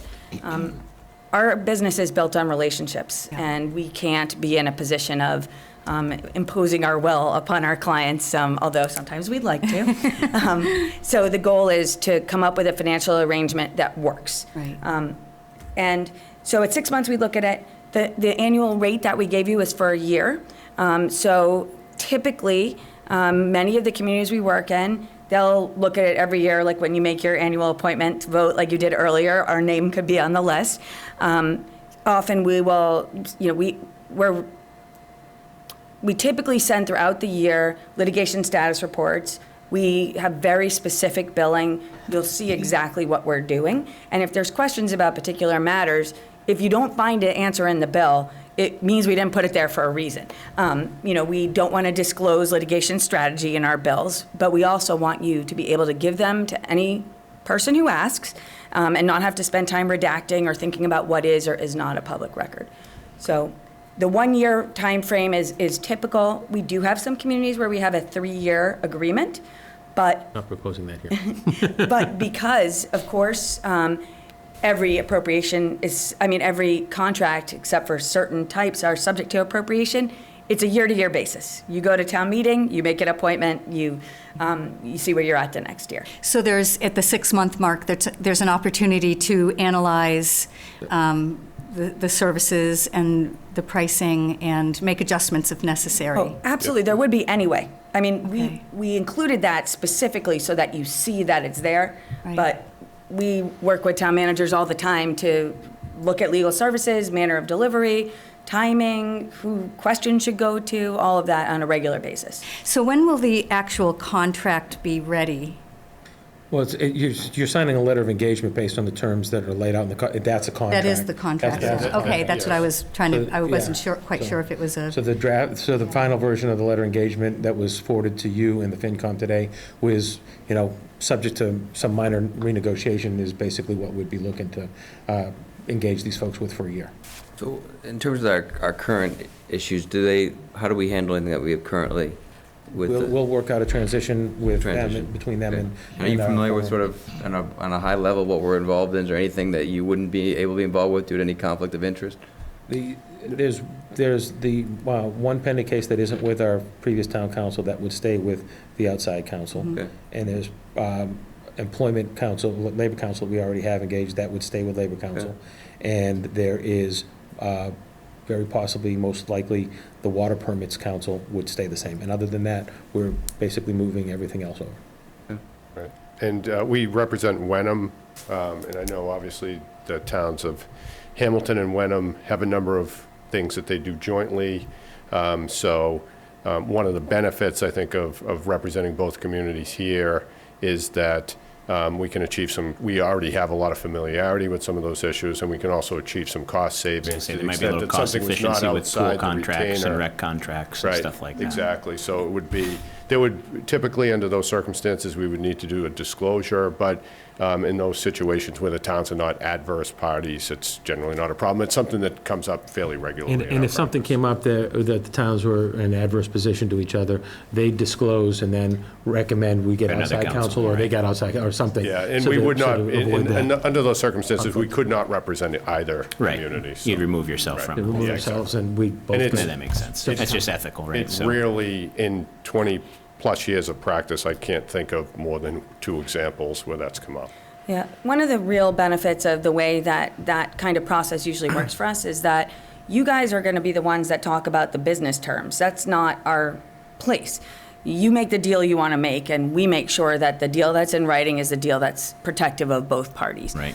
So that's actually, it really has worked out very well. And there are very few situations where we even have to make disclosures, but knowing how closely the two towns work, I think that will be likely. And it's funny that at one point during the year, I was emailing with Joe and Peter Lombardi and your town council and me, all in the same email. I'm thinking they're paying twice for the same, the same thing, her opinion, my opinion, Peter, Joe. So it's a way to really kind of move through things that have a regional implications. It's about the rec fund. It was about the pool and rec fund. Yeah. All right. I would also like the FinCom to have a full review of this document, because they haven't had a chance to do that, and they'll do so on July 10th before anything is signed, because I'd like to hear from them. Yeah, so I talked about the process with FinCom last Wednesday. I met with FinCom last Wednesday. We went through the whole process that got me to this point. I provided it. Right, but now they need to go through that. And I told them then that as soon as I had the letter of engagement, I'd share it with them, which I did today. So Right, but they'll need to see it Oh, yeah. and discuss it. I've already said I won't sign it. Good. Perfect. Excellent. Sounds good to me. Sounds good. Any other questions, or? No? Well, if there is any additional information that you need, Mr. Chairman, please let us know. I am actually going to take a vacation. Tom will be here. And in the next week, but reachable by cell and email, no matter what, any time of day. That's how it works. Great, Thank great. you both. Are we voting very on much. this now? Yeah, do you want to Yeah. vote subject to the review? And Yeah. Yeah, Wanna make a- Jay, before we vote, Jay, did you have a question? I just have one question, excuse me. Yeah. Jay Butler, Chair of Community Preservation. I guess my question is, does your firm have experience with the Community Preservation Act and the adjudication of Good question, Jay. eligibility? I'm going to answer because Tom would send this question to me if it came in. Absolutely. I started my career in the Elections Division, in the Public Records Division at the Secretary of State's office, and moved to the Elections Division. And how do you accept the CPA? You need an election. So as soon as I got to KP in the year 2000, that became my job. And we deal with community preservation issues day in and day out. There's some communities that will send us every project proposal and have us look at it and say what part is and isn't able to be funded by community preservation funds. We work closely with community preservation committee chairs. We do trainings on community preservation finance, because it's a whole different world and it's hard to know what you're doing if you don't have that piece of it. And we do work very closely with our real estate people and our land use people as well to make sure that all the parts of the project, I'm not the person who should write a historic preservation restriction, but we will make sure that the right person with the right expertise does that. And just so that it's clear as well, Tom oversees everything, even though I'm doing a lot of talking. And so he keeps his eye on all the pieces together. And so that's, you know, he would have a routine where he and Joe would copy each other on everything. So nothing would happen in the town that Tom doesn't know about. And that makes it really efficient when working on historic preservation restrictions, recording, you know, public ways, that kind of thing. So the whole is all tied up together. How many attorneys are in your organization? We have about 45. Yeah. And actually, very excited today, we took on 2 new members of our firm, John Witten and Barbara Huggins Carboni. I don't know if you know them, but they're very esteemed in our small world, land use lawyers, do a lot of 40B work, and so that was really exciting. And we really do believe that bringing new people in, and especially newer attorneys, and training them is how we ensure that you all have representation for years to come. That's the goal. Great. Great, thank you. One last thing to add on to what Lauren said. But also part of the proposal is we do a number of different seminars annually for many of the communities that we represent. And so we included 2 seminars for the town, and you know, if it turned out that you needed another one, that certainly would be something we could work out. But typically we cover subjects such as the open meeting law, public records law, conflict of interest. How to hold a hearing. How to hold a hearing. We cover like land use issues. We could cover community preservation issues as well. Great. Great, thank you. Great. Excellent. All right, so we have the motion and second, right? Yeah. Any further discussion? All those in favor? Aye. All right, great. Thank you. Thank you both for Thank you. coming Look tonight. forward to working with you. Thank you, Joe, for the recommendation. Thank you. Yeah, thanks for coming in tonight. No, thank you. I appreciate it. Yeah. Thank you. I'm very excited to work with the town. Oh, We're very good. Joe, good job. And we actually put together a couple of books for you with our resources, contact One of them's mine. Wow. One of that guy right that is jokingly referred to as "keep the town manager out of jail" manual. Yes. So that I will keep. One of it will be with me, and the other one will be available for you all to share. It's all out of Heavy reading. Sent it electronically as well, so Joe can share. Okay. Oh, Okay. thanks. Great. We send out periodic updates, and so we'll add your names to the list if you'd Super. like. If you just want to go through Joe, that's fine too. But it addresses all sorts of things that happen on a kind of intermittent basis that are important developments. So Perfect. I we're have happy one to more add you. question. That's really super. If the FinCom goes through this and they find something that they would like to have adjusted, or they want to talk about what the options are you open to something like that? Oh, yeah, absolutely. Okay, good. Of course. Yep. I mean, truly, and we said this earlier, but it's the kind of motto that we live by. We are not looking to come in and make a killing. That is not our goal. Right. We're looking to not wind up in bankruptcy. And so, you know, we try to develop a retainer amount that suits each town and what each town needs.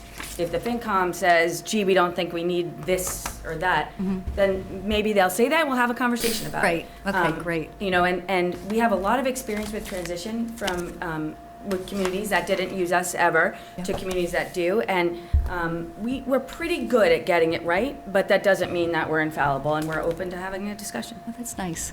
Nice to We hear. look forward to it. Thank Thank you. you. Okay, thank you. Thanks, Thanks. night. Good night. Good night. Okay. This is a list I hope that I'm not on, but the ethics compliance log discussion. Delinquents. Yes. So this was just a come up at the last meeting. You would have been wondering if we had had some follow-up from the town clerk at the time about the ethics compliance log. She sent us that. So I will take that and share it with the new interim town clerk when she starts. And if there's anybody else, the town clerk really doesn't have any enforcement capability on this, but I will work with Miss George to send out a reminder to anybody who's delinquent and try and get them all into compliance. But I know that, I believe Sean had raised that at the last meeting. Where were we with that? I think we're actually in pretty good shape. Yeah. After our meetings in April and May, a lot of people did the training. did the training, and Andrea did collect that information. So we're in pretty good shape, but we'll keep pushing on those who haven't followed through. Okay. Okay, the next one, and Bill, help me out with this one, Joe. This is to, the Town Hall Building Committee has asked us to endorse either option A or option B. Option A, just very briefly, option A and Jay, jump in as well and make sure I get this right. Option A would include or maintain the existing staircase on the side of the building as it is today. No, take it out. Yeah. Sorry. Option A would mean taking the staircase out, which would allow for more square footage on the second floor to be used for office space. First and second. And first floor as well. And the Floor, first second floor as well, basically. right. Basically, it would be the removal of the interior double staircase with the replacement of an elevator in that area, and then a floor/ceiling separating the first and second floor so that you could actually use all that space as office space. Right. That's option A. Option B would be the creation of an exterior addition to the back right-hand corner of the building that would basically just be an elevator and associated fire stair that would allow for accessibility throughout the building. We would go from the basement all the way to the second floor. And that back door would become a major entrance and exit for the building, because then it would be designed so it's a first-rate, first-class entrance and exit for everybody to be able to enter and exit, because it'll have the elevator that'll go from the basement to the first floor and second floor. So It's very, it would, in functionality, I don't know I'm not an architect, so I'm looking at the blueprints, I can't determine, if it's exactly the same thing, but functionally, it's very similar to what Wenham did with their town hall when they added the elevator a couple of years ago. So it gets the accessibility that you need to meet current guidelines. It creates a little bit more of a welcoming entrance off the back of the building. It would also, either option would allow you to remove the existing ramp at the side of the building that was not supposed to be there as long as it's been there, and return that side entrance to its kind of historical appearance. Mike But, Toomey yes. also said that it would make it easier to expand as we grow, say in 20 or 30 years, out the back. It would be very easy to just, yeah. So, so gave you some pros and cons at the meeting as well, and they had some good renderings. I wish you had them here to pull Yeah, they up. were But, good. but so the pros and cons are this. Once again, I think it's a good discussion we can have. But, option A is obviously to get rid of the staircase. So you maintain the outside of the building. The building on the outside doesn't change at all. Wouldn't in either case. On the other one, you're sort of adding something to the outside. So although you're not affecting the outside of the building, you're actually adding a piece to it. So it's sort of, you're going to trying to maintain the inside, you're going to affect the outside. But if you want to maintain the outside, you got to affect. It's sort of a give and take. You have to decide which compromise you're better off with. Unfortunately, by keeping the sort of the staircase and putting the new entry on the back, the staircase won't get used that much anymore, because the main entry is going to be in the back over here. So we're going to keep this monumental staircase, beautiful, historic, but it probably won't get used that much. It'll be sort of the back staircase. So that's what I struggle with, is that unfortunate that we're sort of keeping it, but I don't think it's going to get sort of used as much, because this is going to be a nice piece. It's going to be the parking sort of master plan, the parking back in here. As Darcy said, they have to make it actually a front entry, because in order to get the ADA variance, it can't be the back door. The ADA has to be a nice front entry. So you're sort of turning the building around a little bit, which makes sense for the parking, but you're getting rid of. So that's what I was struggling with. Is sort of, I like the idea of keeping it and being historic, but the effects of it aren't ideal in terms of adding to the outside, deciding whether you can do a modern entry, glass and a different material, or sort of make it blend by doing clapboard. So they're going to look at some of those things as well. But they would need from us sort of direction on, what do we think is the best thing to do to sort of keep the interior intact, or to keep the exterior intact. Right. I guess I kind of struggle with the same thoughts, is, keeping the staircase, and the staircase has always been the side entrance. And a lot of people come in the town hall and they don't even realize the staircase is really there. And everyone that drives by loves the appearance of the building, but they don't really know what's in it. And like you said, if we put the addition on the back with the elevator in it, hardly anybody is really going to use the staircase. And I guess my other thing is that I think if the staircase was when you came in the front door of the building and you came into a grand staircase, then I would be like, keep the staircase. But with it being a side entrance that's not really going to be that used, in preserving it where it really isn't a grand staircase. I mean, it's not a beautiful staircase. It's a staircase. Right. You know, it's not, And it's nothing that right, you the other come in thing and is you say, right- wow, and the other thing is because it doesn't open to right. the ceiling, because you've got that second level of And they have stairs to, there. and they have to close the other stairs. The stairs that go up to the mezzanine will have to be closed off for. Correct. Yeah. So it's really truncating the whole use of the staircase in keeping it. So I'm leaning more towards the removing the staircase, even though it's got some significance to a certain group of people for historical things. But I think of when the staircase was really used, it was a whole different purpose. They closed this door downstairs and they closed off the rest of the building. You came in for the dance or whatever, you came into that staircase to the ticket office where the back of the door of the clerk is, and then you went upstairs. You know, now we really don't use it in any capacity like that. I want to make it useful for everyone for the next 100 years, you know, and utilize that space, which is another, I think, is it like 2,000 square feet or something like that if we remove the staircase? I absolutely concur with that for the reasons that you've both stated. I mean, I am very traditional and a preservationist, and I do appreciate that in its time, the stairs had great value. But as we talked about in our last meeting, nobody would use them if we put that elevator back there. And realistically, yes, they're lovely, but I believe that it's time to say goodbye to them lovingly. And there's another reason why I think about that. Certainly the fact that we could use the space and contain everything within the four walls. And we could focus on maintaining the beautiful historic architectural details of all the wainscoting and the doors and the knobs and things like that. And then the other thing that I'm concerned about, and maybe I'm erroneously concerned about this, but I was reading the architectural drawings and all those 300 documents Yeah, that it's a lot. Tim Olson sent, and I was very, very happy to read them. One of the things that concerned me a little bit was the potential water table for if we build something back here. I know there's been a lot of flooding issues down in the basement here, and I just wonder, and one never knows how it's going to affect the water table if you build. And I think the way I read those documents, even the architects could not guarantee that there won't be an issue, water right. issues. And so for all the reasons that you both stated and for the additional statements that I just made, I respect integrity of the staircase, I appreciate it, but I also believe that the best interest of the entire building and the difference in the cost, and I know some people say, Darcy, I know you're very good with numbers, much better than I am, but $750,000 difference, it makes me choke when I At the last meeting, they said that was just a number. It's right.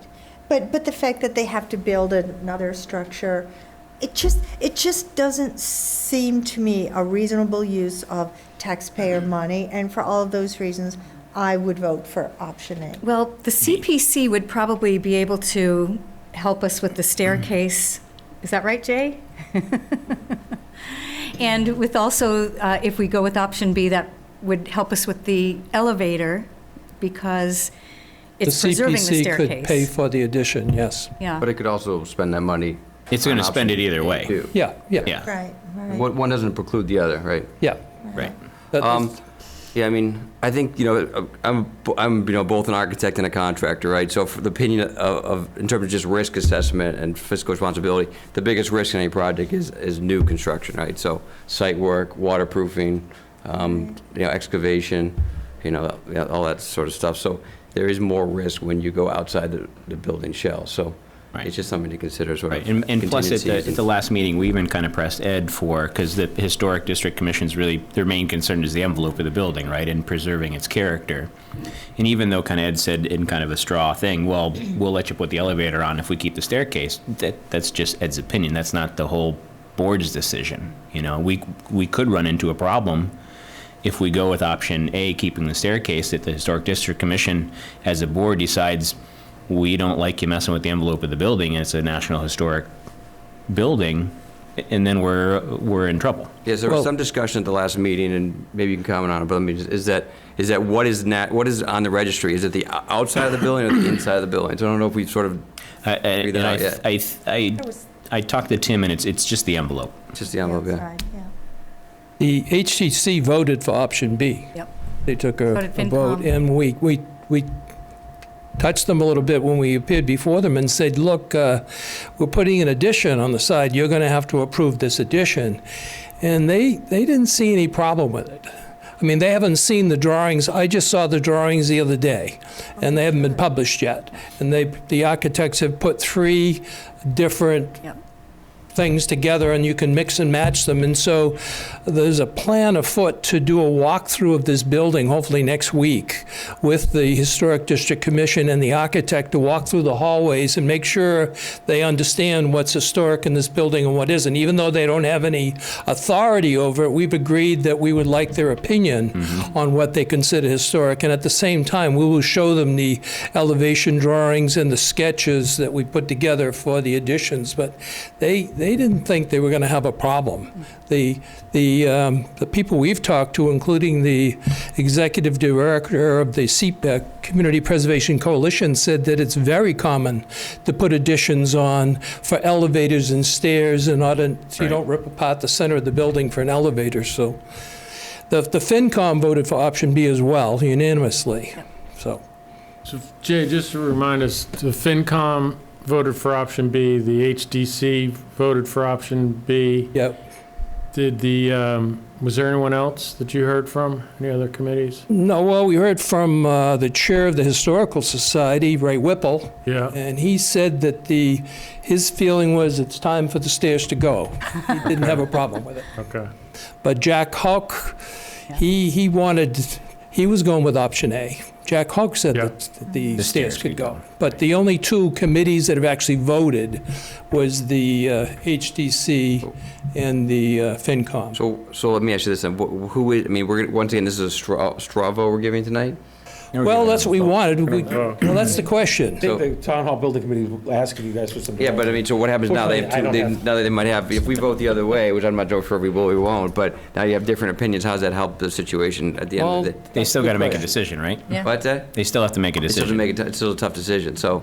But we're an advisory committee to this group. Yep, Yeah, so is the I know. We're FinCom. appointed by this group. Right. So if we make it, FinCom. we can advise you of our opinion, but then you have to decide whether you like it or not. And they haven't voted yet on Right. A or B, so. Yeah. Well, what we did do is we authorized the architect to bring the design of option B up to the level that option A was at, so it's a Right. fair comparison. Right, Because yeah. we were updating option A with lately employee comments and stuff, but we didn't keep option B updated because we didn't think it was popular, but we It quickly was. realized it was. So as of last week, they're now at about the same level.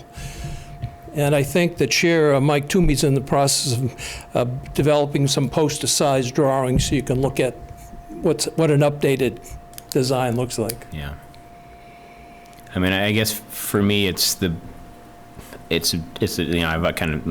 the same thing again, I guess, is that it's the fiscal impact of the added possible $750,000 for the elevator outside the envelope, and the lack of the use of the stairs. And it's not going to be like we're just going to put a new coat of paint on the stairs. They're going to have to disassemble them, make them structurally sound, probably, right? To No, I update don't them, think, or they don't want to disassemble the stairs, because that would cost a fortune. What they want to do is apply for a waiver, and at the same time, they apply for a waiver to remove the ramp and a waiver to accept the new back entryway. Yeah. But they think, they're going to have to do something with the stairs, because nothing about them meets code. Right. Not the treads, not the height, not. Right, the So whole- they're thinking new rails, safety rails or something has got to be done, but no, they don't want to disassemble them. That would cost a fortune. Yeah. The other thing is, too, a lot of the employees will be using the stairs. They're not all going to make a beeline for the elevator on the other end of the building. They want to go down.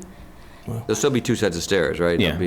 There'll be one on either side of the building. Yeah. But I think the only challenge, I heard very little about it, and you mentioned it one time, is that they have to go do it, no matter what, they have to go do a variance for the disability. Yes. ADA, and so the architect thought it would be more favorable to get a variance if they made the new entry more grand. Exactly. We didn't really talk about option A, what they would do to sort of, so that's one thing that I don't have full information on, is if we voted option A and we did option A, what would they do to get the variance favorable on the back to make it a more grand entrance? Well, So we didn't really talk about that. we do have elevation drawings for option A. Yeah. But they're a lot more simplistic. You're right, They- you're not changing the envelope, so. No, we're not changing the envelope, so you'd have two doorways. Right. Essentially, this one would stay, and we'd have a new one right out back here. But they'd be very simplistic. It would be a door with maybe a canopy over it so you don't get wet. But it's not going to look like a grand entrance. I don't as think in- I don't know that we need to. We have the grand entry in the front. I Well, don't the know. problem is, if you take out the ramp, Ramp, yeah. you need a waiver to take out the ramp. So now you've got to convince the Mass Architectural Access Board Right. that the real grand entrance is Right. in the back, because that's where all the parking is. But if you have a simple doorway with a canopy over it, maybe that doesn't look like either the side or the front. So there may be an issue. But that's what they'd have to And do. the problem yeah. is we can't go in front of them until we have a set of documents. Right. Right. But do you mean, Hence the, but it's not guaranteed either way, but Right. it's just, Right. But you got to imagine if in historic preservation, they're going to look for they're not going to give you a hard time. It's not a new building where we're trying to, Right. we're trying to do, trying to make the ADA better, trying to improve the Yeah. building, and we're trying to preserve it, so. The other thing, Jack Lawrence, who's on our committee, just reminded me is the timing here. We're in a critical time period. The architect wanted to know In 4 May, weeks right? ago. They wanted us to know the beginning of June. We pushed them until mid-June, and now they're in close to panic mode. We're probably, if we don't make a decision within the next week, we will not come before the town meeting in the fall. We won't have the work done. That's the problem. I think we're ready to vote on it tonight. I just think it's going to be tough because, in my opinion, I think that although I like the idea of keeping the stairs, I can't vote for it tonight because I don't think you get enough bang for your buck by keeping it. It doesn't Agree. do anything else. It just all it does is keep the stairs. I don't think it does there's no other pro to it. Right. Well, it's So the that's- historical significance. I think the outside envelope is more important to me than the Yeah. inside. Oh, it is. and the Yeah. whole inside? Yeah. will When be you looked at the significant. 216 online survey responses you get, and you read through all the comments, there are about 80, I would say they're divided of the cost issue, which many people have, and then the stairs. And many people who argued for the stairs were saying it's the only appreciable historical feature of this building, and that's why they wanted them. So it was, That makes sense. I mean, yeah. I respect that. at the end of the day, I respect the opinion, but There are a right lot now, of my older opinion is I people can't. Can't quite justify it for me. Going to be approved at town meeting? Have to be, so the plan at this point would be for this board to make a vote tonight, for the architect to get as complete as possible design work to make a proposal at town meeting so that they could ask for money to do the bidding, go out to the street and actually get the price. And then you would go to an annual town meeting and ask at annual town meeting, this is the price, this is the design, will you approve us going out to bond for the project? So it's They a, have no say on the stairs. It's up to you people. No, not true. I'm not So- true. At the end of the day, who votes on the stairs? at the end of Whose the. vote is binding? the- Funding, right? Well, yeah, the It's findings, town meetings ultimately, vote. the town meeting. is No, gonna who's vote. making the design decision? We're You making a guys- straw vote. You but guys are are we making the final decision, you vote? guys are making the decision right now as to what design to take to town meeting. Question here did go to option A, though. The majority was for option A in the questionnaire that went out in the poll. that we Just a did. slight, yeah. But it- Yeah, I kind of overheard a little bit, but Yeah. the option A had a slight advantage Yeah, over yeah, it option B did. in the It polling, did. which was removing the stairs. Yeah, yeah. Yeah, we need to make a decision which way to go, and we'll go full speed, appear at town meeting this fall with a full-up design of whatever option we pick, and we'll be asking, as Joe said, we'll be asking for money for construction documents, bid packages, and the actual bidding, and actually even the employee relocation. But we'll do the bid packages of construction, get some bids, but then when we come to the spring town meeting, it will be, this is how much it's going to cost, and it's a yay and nay situation there. So could somebody object in this fall or next spring to the design, saying, wait a minute, you picked the wrong option? Yeah, I'm sure they could. So, I guess one more comment I make is I also think that once again, struggle with it, and we've gone back and forth on it, but I also think the problem with option B is that I think the architects will spend way too much of their time trying to design what that's going to look like to make it look just, instead of spending their time working on town hall and historic preservation and the function of town hall, I think they spend a lot of time trying to make that piece the right way with the glass. And is it brick? Is it stone? Is it, because it's going to be important. It's the only piece right on the outside. So I just think it's more worth it to really getting preserve that what's to blend there with the and focus building their is gonna be time and their difficult. money on what happened on the inside of this building and not touch the outside. Right, because you're adding another 20 feet off the side of the building. Yeah, you have neighbors that probably gonna have issues with it. So, anyways, I'm ready to vote. When everybody else is. I'll make a motion, unless you want to say something else, Jack. Yeah. The only other factor is the limited amount of parking out here. That will take up a certain amount of parking space. And the other thing is the critical circulation in the DPW yard as it gets reconstructed. Right. So taking precious space back in that area is another consideration that's important, I think. Right. Thank you, Jack. I'll make a motion that we endorse option A for removal of the stairs for town hall design. Second. Any further discussion? All those in favor? Aye. Aye. All those opposed? All right. Good for you, Darcy. Jay, can I make a comment to the Town Hall Building Committee people that are here? Just kind of a side note, but still kind of relevant. We've gotten the kind of overall price from the last presentation that I went to and from all the documents I've read. I think it's going to be really important for townspeople to be able to digest that whole number or parts of it in more of a kind of a breakdown of the price, because I think now we've got that big price tag on it and everyone goes, that's crazy. It's 600 a square foot or 9 million plus whatever. But when you break it down to more than half that bill is bathrooms, ADA, and sprinkler system, and that's a public safety issue, then that's something that's very relevant in that price that we can't escape redoing the building. And then I think the other thing is that the price it's including relocation, including office furniture, Soft costs. and Yeah. software for our paperless initiative. There's all that, but it's all into that big price All tag. baked in, right? If we can break that down for people, it's going to be a lot easier for people to digest. And can I add to that, too, that it also includes the fact that a lot of people, there are a lot of people in this town who are in construction, in the construction field, in the trades. Prevailing wage. Prevailing wage is not a part of private development. It is absolutely a part of this. So the fact of the matter is the state and federal law require us to pay prevailing wage to the laborers who do the work inside this building, and that is at a higher rate than you would get if you were building this building somewhere else with private funds. Right, So it's like when we redid the pool and people that say, well, I can changes do a the pool in my cost. backyard for $50,000. Why is it costing $1 million? Well, it's because we're paying prevailing wage and it's a municipal project. So I thought I read in the documents that the actual construction costs were about 6.3 million. So that makes it a little more palatable. Yeah. What happens was people have grabbed onto the big numbers, the 9.3 million, and that's total project cost. And that's, 8.5, don't scare people. well, I'm talking about option B. Okay.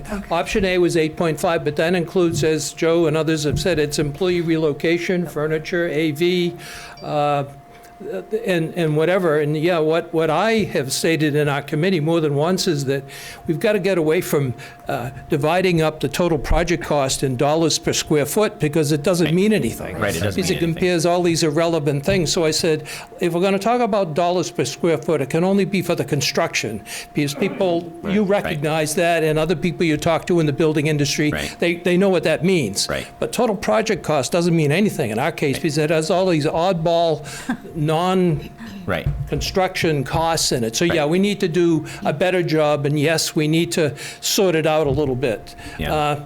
In order to provide a better picture to you, you may not be aware of this, but we agreed that we would write a white paper to explain this project from its start to where we are now. Yeah, that'd be great. And I wrote it. It's done, and I have people like Jack making comment and others, and it's, how many pages long is it? 14 pages long. So we may put that on our website, all 14 pages, but Jack is helping me trying to get it to 5. And what we'd like to do is get it to maybe 5 pages and then mail it to everybody who lives in town, so that nobody can say, I didn't know what you were doing. So we looked at the costs, and we think we can have it in our budget to mail a summary of the project to everyone, all the voters, so that nobody can say, gee, we didn't know what was going on. So Yeah, that's one of my concerns, is that we come to town meeting with this ask, and it's a big ask. Oh, yeah, you know, better. and a lot of people, they don't have that kind of pipeline that we do sitting in this room on the information. So we will do that. That is our Could it be plan. included in something else that's already going out? Maybe the warrant? Yeah, so Could we- Water you can bills? probably save on I'm not sure it's allowed to go in the warrant, but 5-page document of water bills. Scare a lot of You might people. cause some heart attacks if people go to open their water bill and it's 6 pages long. They might, without even looking at it, they might just keel over. that's a great idea, so whatever we can do to help out with that. That's great. Is that staircase sellable? So, Some contractor could buy it? A salvage maybe, but I don't know if so one question, the vote you just took, I assume, is that a straw vote of 4 to 1? That's the real deal. That was the That's the real real deal. deal. Okay, so that's the Real vote. direction we're getting. You're getting Okay, the direction from the Board of Okay. Selectmen right now. Like Toomey All would right. be thrilled. we can live with that. Good. Mike will be happy that we made a decision. Yeah, we meet, the Yeah, committee exactly. meets, So are the architects. He's been anxious, and the architects as well. the committee meets next Wednesday here Oh, good. at 5 o'clock. Okay, thank you. Thank you very much. Thank you very much, Jay. Thank you, Jay. Thank you, Jack. It's exciting. It's exciting. I didn't know. All right, I thought it was going to be an good to get outlier. that done. Yep. Now we said it. Sean and I voted. One item left here is to discuss, I don't have the date with me, but discuss having a special meeting to talk all about water in Hamilton. We've talked about this a few times. July 29th, I That's what think, we had discussed. is, yeah, when Darcy, Joe, and I met, we looked at the calendar, and Monday, July 29th was an open Monday for us. An off Monday for us. It's an off Monday for you because you get an extra Monday in this month and you Right. won't be meeting then, so it gives you an opportunity to, not miss each other so much by skipping 3 whole weeks. Would that be at 7 PM? Yeah. As usual? Whatever time you want to send it at, it's How up long to you. how long of a meet? Monday, July 29th. Well, it's if you vote for it. We You could haven't do, I voted mean, it we yet, could do but- 6 too. I mean, I don't, but My worry is if, Yeah, 6 I is good. think 6 would work, but my worry is if we're inviting other people from boards and committees, if they're coming out of Boston or somewhere, I'm not sure how that would work. We And could- I'd like to make sure you guys want me to see if maybe the library's open or something like Yeah. that. If you did 6 or even 6:30. 6:30. That's a good Split the difference, compromise. 6:30 Let's gives split the people a little difference. extra time to get home. Yeah. And try to hold it in a slightly bigger venue in case we Yep. get some participation. We'll try to promote it better for you. Perfect. And, Great idea. And who should we, any ideas from you all, like who should we invite? Should we invite the Ipswich Watershed? Should we invite, Yes, that's a great idea. all right, who else? Who would be Obviously, important? Tim. Tim, Conscom, if they want to come, because they deal with a lot of the water stuff. I spoke with Tim for a while today, and just kind of gave him kind of what my thoughts were on what we were wanting to accomplish at the meeting, or at least get started at the meeting.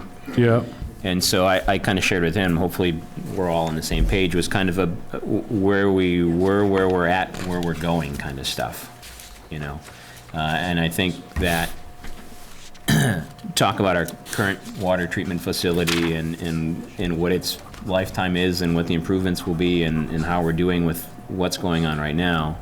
And what he kind of wanted in return from us, if possible tonight or over the next, until the meeting here, are some questions that we would want to ask him about town water and stuff like that, so that he has a few consultants that he's been working with the water plant and stormwater management and stuff like that, and he could ask them or have them even come in and talk to us about some of the water stuff. Who should we send our questions to? Tim, send them to Tim. Yeah, okay, perfect. yeah, send them to Tim. I already have a couple of questions, so that's great. So if you have some questions tonight that you want I'm to surprised. say out loud, or if you want to email him, that would be really helpful for him, so then he can kind of gear or yeah, point his presentation in a way that will be helpful for us. good idea, good Would the idea. board like me to bring Ray Mears in, kind of? Yeah, that was going to be another suggestion, would be, Historical perspective on where we've been at with our water permits. Ray's been great. I know we voted tonight to change town council, but I don't believe I'm not recommending we change water council. Ray's been doing this. Ray's been doing it since- forever for us, pretty Since much. the first time you guys had issues with water permits back in the 90s.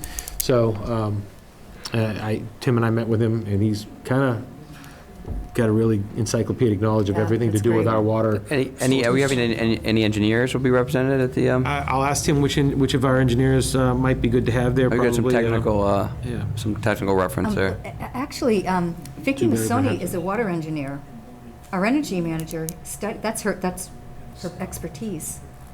Okay, so we can So you bring, might I want don't to know. touch base with yeah, her. well, She's got a she can certainly- fountain of knowledge, pun intended. Yeah, do you know something? And Mary Lester, who's new on the Concom, she's a Well- geophysicist with Yeah, water. something like that, right? She Yeah, does some hydrological something, I Yeah, think. she I might remember be able that. to wrangle her in. Yeah. And I have a question. I know. Let's start. My question is, would it be possible before that meeting, because inquiring minds want to know, I would love to have a tour of the water plant. What do you think? That's a thought.